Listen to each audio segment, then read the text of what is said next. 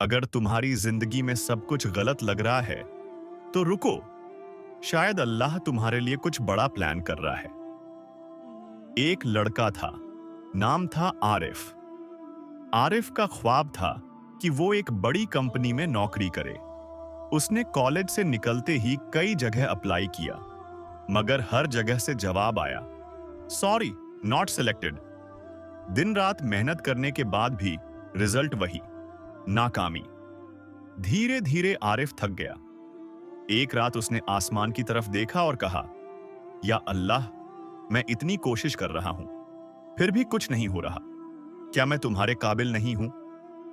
उस रात वो बहुत रोया, मगर दिल में एक आवाज आई, मैं तेरी हर दुआ सुन रहा हूं मेरे बंदे, लेकिन जो तू चाहता है वो तेरा हक नहीं।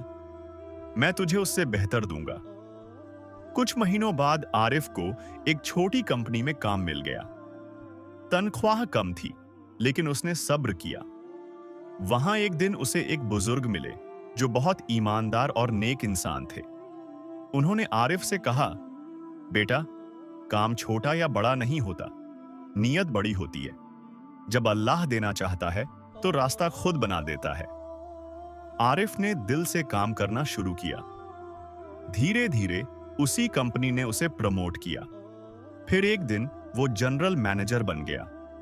और मजेदार बात, वही बड़ी कंपनी जिसने पहले उसे रिजेक्ट किया था, अब उसी को अपनी टीम में बुलाना चाहती थी। उस वक्त आरिफ के चेहरे पर मुस्कान थी। उसने आसमान की तरफ देखा और कहा, या अल्लाह, अगर उस वक्त मेरी दुआ पूरी हो जाती तो मैं आज यहां तक नहीं पहुंचता। अब उसे समझ आया कि अल्लाह कभी ना नहीं कहता, बस कहता है, अभी नहीं, थोड़ा सब्र कर। क्योंकि जब अल्लाह देता है तो उम्मीद से कहीं ज्यादा देता है।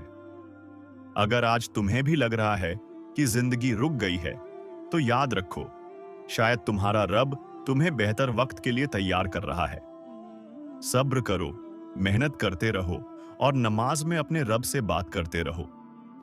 वो सुनता है, हमेशा सुनता है। जो अल्लाह पर भरोसा रखता है, उसके लिए नाकामी भी रहमत बन जाती है। अगर ये कहानी तुम्हारे दिल को छू गई हो, तो किसी ऐसे शख्स के साथ शेयर करो जो मायूस है, ताकि उसे भी उम्मीद मिल जाए।